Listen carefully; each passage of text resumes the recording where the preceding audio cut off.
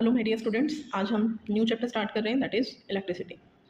Electricity हम देखते हैं अपने घर में, जैसे ही हम स्विच ऑन करते हैं तो हमारे जो इलेक्ट्रिकल अप्लायंसेज हैं वो वर्क करना स्टार्ट कर देते हैं। तो इलेक्ट्रिसिटी टू टाइप की होती है, static and the current electricity. Static electricity में जिसमें हम स्टडी करते हैं इलेक्ट्रिकल चार्जेस के जो रेस्ट स्टेट में होते हैं, एंड करंट इलेक्ट्रिसिटी में जहाँ इलेक्ट्रिक चार्जेज मूव करना स्टार्ट कर देते हैं।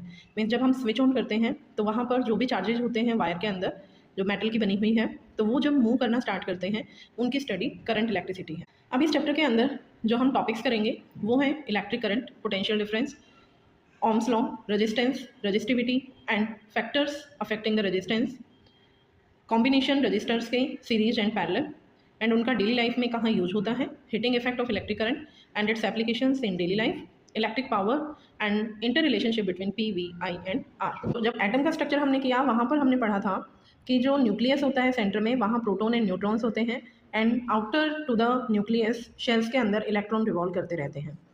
तो चार्ज यहीं से डेवलप हुई है टर्म। जब कोई भी एटम होता है, अगर उस एटम में से इलेक्ट्रॉन बाहर निकलता है तो उस एटम के पास पॉजिटिव चार्ज हो जाएगा, और जिसके पास वो इलेक्ट्रॉन जा रहा है वहाँ उस पर एटम पर नेगेटिव चार्ज आ जाएगा। तो यहाँ इन चार्जेस की ही स्टडी है, इन्हीं की मूवमेंट होती है पॉजिटिव या नेगेटिव चार्ज की। तो चार्ज क्या है? Property of a matter which experiences a force when placed near other electrical charge matter. जैसे यहाँ हमारे पास पॉजिटिव चार्ज हैं और टू रोड्स हैं, पॉजिटिव एंड नेगेटिव। तो जो पॉजिटिव एंड है पॉजिटिव को रिपेल करता है एंड नेगेटिव एंड पॉजिटिव को अट्रैक्ट करेगा।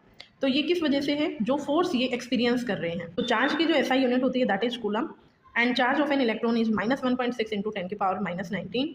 चार्ज ऑन एनी एटम, किसी भी एटम का अगर हमने चार्ज निकालना है तो जितने भी नंबर ऑफ इलेक्ट्रॉन्स उस एटम के अंदर प्रेजेंट हैं उसको हम चार्ज ऑफ इलेक्ट्रॉन से मल्टीप्लाई कर देंगे। Charge it can be positive और द नेगेटिव। अब जो चार्ज प्रोड्यूस होते हैं एक एटम के अंदर, तो वहाँ पर जब हम कोई एक्सटर्नल फोर्स या पुश करते हैं किसी बैटरी के थ्रू, तो वो इलेक्ट्रॉन फ्लो करना स्टार्ट कर देते हैं, एंड वहीं से हमारी एक नेक्स्ट टर्म आती है जिसे हम इलेक्ट्रिक करंट कहते हैं। इलेक्ट्रिक करंट क्या होता है? Flow of an electric charge.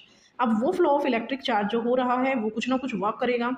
जब हम कोई एक्सटर्नल बैटरी या एक्सटर्नल फोर्स कुछ अप्लाई करते हैं तो वहाँ से जो वर्क डन होता है from one place to another, तो that is known as volt electric potential.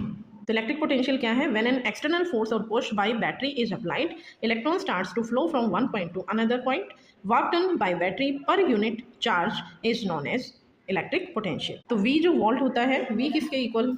V volt किसके इक्वल है? W/Q। Now electric current, rate of flow of electric charges is known as electric current.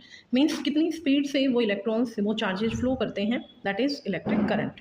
Electric current को हम I से represent करते हैं, तो I it is equal to Q/T, net जो charge flow कर रहा है किसी भी कंडक्टर में per unit time. SI unit है इलेक्ट्रिक करंट की, दैट इज एम्पियर। अगर आप 1 एम्पियर को डिफाइन करेंगे तो 1 ampere it is equivalent to the flow of 1 coulomb per second. किसी भी यूनिट को अगर आपने 1 की टर्म में एक्सप्लेन करना है तो उससे रिलेटेड जो भी टर्म्स हैं, जैसे यहाँ पर इलेक्ट्रिक करंट Q/T के इक्वल है, तो Q को भी 1 पुट कर देंगे, T को भी 1, तो वहाँ से हमारी 1 एम्पियर की डेफिनेशन आ जाएगी। तो 1 ampere it is equivalent to the flow of 1 coulomb per second.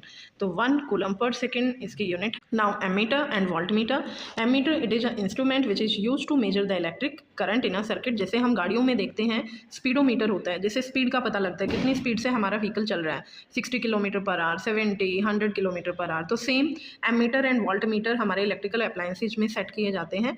तो एमीटर इलेक्ट्रिक करंट को मेजर करता है, और जो वोल्टमीटर होता है that measures the potential difference, कि कितना पोटेंशियल डिफरेंस जनरेट हुआ है one point to another point. And इसमें आपको मेन जो पॉइंट ध्यान रखना है, एमीटर को हमेशा हम सीरीज में कनेक्ट करते हैं with the load, and voltmeter को पैरेलल में कनेक्ट किया जाता है। जैसे आप फिगर में देख सकते हैं, सीरीज क्या होता है? जो एक सीधी सीधी लाइन में हम उसको कनेक्ट कर रहे हैं। पैरेलल होता है जहाँ दो वायर्स पैरेलल चल रही हैं एक दूसरे की, और फिर हम उसको कनेक्ट करते हैं। तो फिगर में आपको क्लियर हो जाएगा। यहाँ से हमने इसको पॉजिटिव एंड को पॉजिटिव एंड से कनेक्ट किया, और फिर सीधा ये नेगेटिव एंड है, नेगेटिव को हम यहाँ जो स्विच जहाँ से हमारा स्टार्ट हो रहा है, जहाँ से सर्किट चल रहा है, वहाँ पर लाके इसको एंड कर देते हैं। वोल्ट मीटर के अंदर क्या है? जो हमारी बैटरी है, बैटरी के साथ ही हमने उसको कनेक्ट किया positive to positive and negative to negative and. Now electric circuit. Electric circuit क्या होता है? Continuous and the close path of an electric current is known as electric circuit. जैसे आप यहाँ से देख सकते हैं, यहाँ हमने 3 बैटरी कनेक्ट की हैं, ये 3 बैटरी हैं। बैटरी को फिर आगे हम रजिस्टर से कनेक्ट कर रहे हैं, then we have the bulb and then the switch.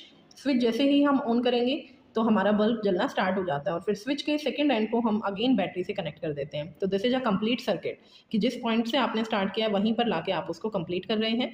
और स्विच का काम होता है ऑन एंड ऑफ करने का। जब हम स्विच को ऑफ करते हैं तो वहाँ सर्किट इनकम्प्लीट हो जाता है, सर्किट टूट जाता है, जिससे हमारा इलेक्ट्रिक करंट फ्लो करना बंद हो जाता है।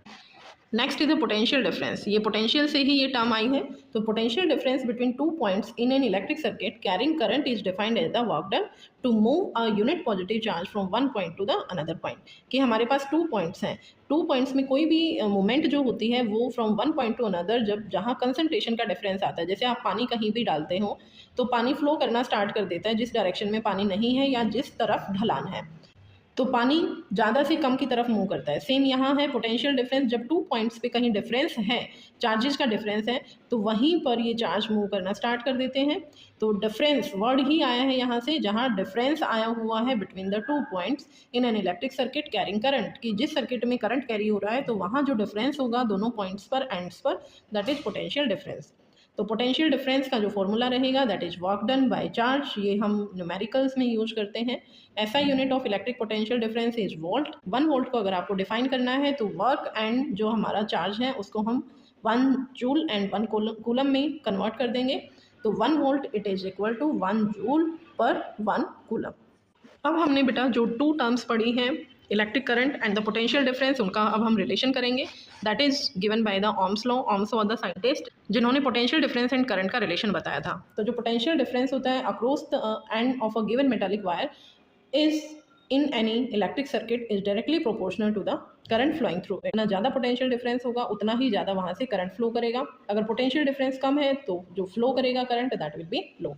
तो we directly proportional to, directly proportional sign को जब हम हटाते हैं यहाँ से, then we have the constant term v equal to constant multiply i। अब i को नीचे ले जाएंगे तो v by I equal to constant, and this constant is known as the r resistance. Resistance actually क्या है? It is a constant for the given metallic wire at a given temperature and is called the resistance. Resistance एक property होती है किसी भी conductor के अंदर जो फ्लो ऑफ चार्जेस को रजिस्ट करती है। तो it is the property of a conductor to resist flow of charges through it. तो रेजिस्टेंस क्या करता है? Stops to flow the charge. है करंट किस वजह से हो रहा है? चार्जेस की वजह से। अब हमारे पास बहुत सारे चार्जेस हैं। चार्जेस ऐसा तो नहीं है कि वो बिल्कुल ही सीधी डायरेक्शन में मूव करते जाएंगे, कभी कभी वो एक दूसरे से भी कोलाइड करेंगे। तो जहाँ पर कॉलिजन्स आ जाते हैं इलेक्ट्रॉन्स के बीच में या चार्जेस के बीच में, वहाँ रेजिस्टेंस टर्म आ जाती है, क्योंकि वो कोलाइड करेंगे तो कुछ एनर्जी वहाँ पर वेस्ट हो जाती है, जिसकी वजह से मूवमेंट है वो स्टॉप हो जाती है, धीरे हो जाती है। तो रेजिस्टेंस क्या है? यहाँ इलेक्ट्रिक जो इलेक्ट्रॉन्स हैं कोलाइड करते हैं with each other when current starts to flow. ऐसा यूनिट है रेजिस्टेंस की ओम। तो 1 ओम किसके इक्वल आ जाएगा? यहाँ से हम R की वैल्यू निकालेंगे, R equal to V by I. तो V is what? That is the volt and I is the ampere. तो 1 ohm equal to 1 volt divided by 1 ampere. अब जब हम V एंड I के रिलेशन देखते हैं, ग्राफ ड्रॉ करेंगे, तो वहाँ से जितना ज़्यादा वोल्टेज है, जितना वोल्टेज बढ़ता जाएगा उतना ही करंट फ्लो भी क्या करेगा? इंक्रीज करेगा। और जो ग्राफ हमें मिलेगा that will be a straight line. तो स्ट्रेट लाइन प्लॉट हमारा शो करता है that the current through a wire increases, the potential difference across the wire increases linearly, and this is known as Ohm's law. Now factors affecting the resistance of a conductor.